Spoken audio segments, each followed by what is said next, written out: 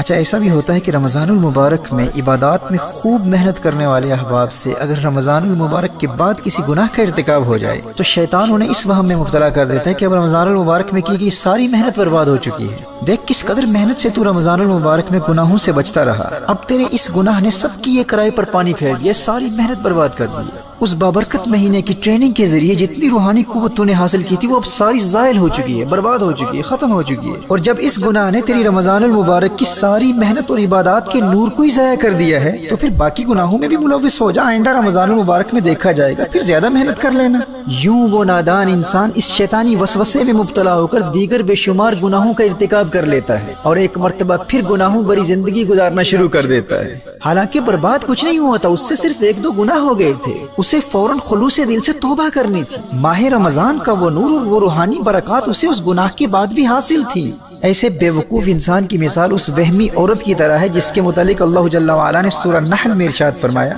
وَلَا تَكُونُ كَالَّتِي نَقَضَتْ غَزْلَهَا مِن بَعْدِ قُوَّةٍ أَنْكَاثًا، اس عورت کی طرح نہ ہو جس نے اپنا سوت مضبوطی کے ساتھ کاٹنے کے بعد ریزہ ریزہ کر کے توڑ دیا۔ یہ مکہ مکرمہ کی ایک وہمی عورت تھی جو انتہائی محنت کے ساتھ دوپہر تک سوت کاٹا کرتی تھی اور دوپہر کے وقت اس کاتے ہوئے سوت کو خود توڑ کر ریزہ ریزہ کر دیتی تھی۔ یہ اس کا وہم تھا، بس وہم میں مبتلا ہو کر اپنی ساری محنت خود اپنے ہاتھوں سے ضائع کر دیتی۔ میرے دوستو، اس وہم اور وسوسے میں مبتلا وہی ہوتا ہے جو ماہ رمضان کے بعد کی زندگی کا مقابلہ ماہ رمضان کی زندگی کے ساتھ کرتا ہے۔ وہ یہ سمجھتا ہے کہ غیر رمضان کی زندگی بھی عبادات، تقوی اور پرہیزگاری کے اعتبار سے رمضان المبارک کی طرح ہوگی، جبکہ اسے جاننا چاہیے کہ غیر رمضان میں شیطان آزاد ہو چکا ہے، اب وہ ماہ رمضان والا نزول ملائکہ کا سلسلہ ختم ہو چکا ہے، اب وہ رمضان المبارک کی بہاریں نہیں رہی، اب وہ ماہ رمضان کی برکتیں کہاں۔ اب غیر رمضان میں اس کی نیکیوں کا لیول اور گناہوں سے بچنے کا لیول رمضان کے مقابلے میں کم ہوگا۔ غیر رمضان میں نیچرلی تقوی اور پرہیزگاری میں تو کمی واقع ہوتی ہی ہے۔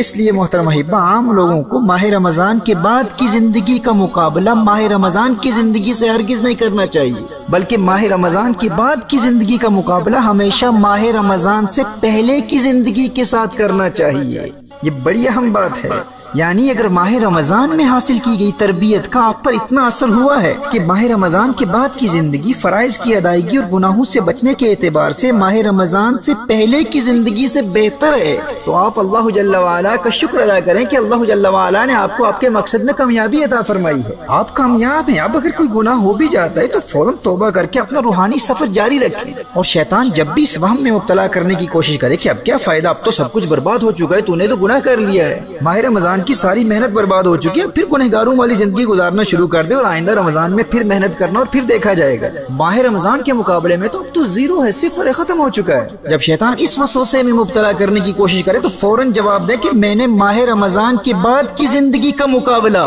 ماہ رمضان کی زندگی کے ساتھ نہیں، ماہ رمضان کی زندگی سے پہلے کی زندگی کے ساتھ کرنا ہے، اور ابھی سے آئندہ ماہ رمضان کی تیاری بھی شروع ہو چکی ہے، اور میری یہ کوشش ہوگی کہ میرا آنے والا ماہ رمضان اس گزرے ہوئے پچھلے ماہ رمضان سے بہتر ہو، اور رمضان کے بعد والے 11 مہینے رمضان سے پہلے والے 11 مہینوں سے عبادات اور تقوی کے اعتبار سے بہتر ہوں۔ محترم احبہ، آپ تصور کیجئے جب آپ کے ماہ رمضان کے بعد والے 11 مہینے فرائض کی ادائیگی، تلاوت قرآن، صدقات، درود و سلام اور دیگر عبادات کے اعتبار سے ماہ رمضان سے پہلے والے 11 مہینوں سے ہر سال بہتر ہوتے چلے جائیں گے، اور ہر نئے رمضان میں پہلے والے رمضان کی بنسبت آپ کی عبادات میں اضافہ ہوتا چلا جائے گا، تو آپ کے ایمان، تقوی اور پرہیزگاری میں کس قدر ترقی ہوگی اور دل میں کس قدر نور پیدا ہوگا۔ یہ پختہ ارادہ کر رہے ہیں، اور اللہ جل وعلا سے دعا بھی مانگتے رہے کہ یا اللہ، میری یہ خواہش ہے کہ جب میری زندگی کا آخری ماہ رمضان آئے تو وہ میری زندگی کا سب سے بہترین ماہ رمضان ہو۔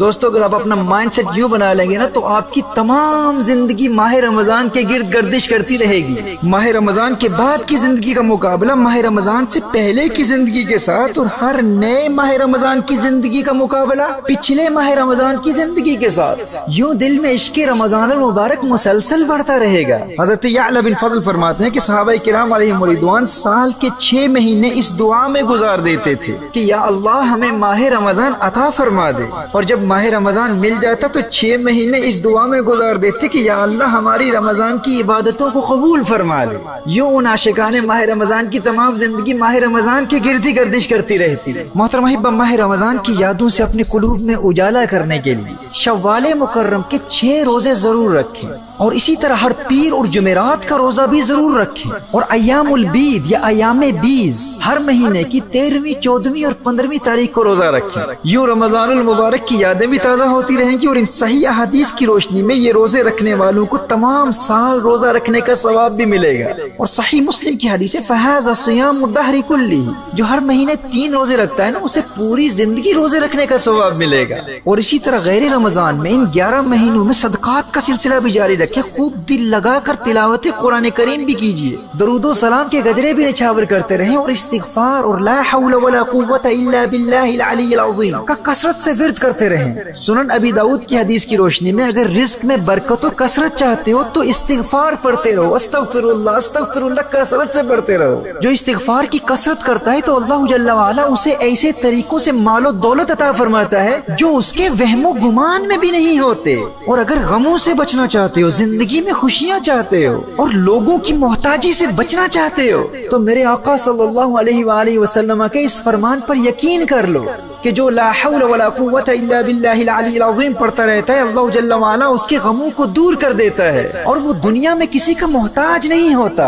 اللہ جل وعلا ہمیں ان 11 مہینوں میں ان تمام اعمال و اورات پر استقامت کے ذریعے رمضان المبارک کی تیاری کرنے کی توفیق عطا فرمائے، اور ماہ رمضان کی بہار زندگی میں ایک مرتبہ پھر نصیب فرمائے۔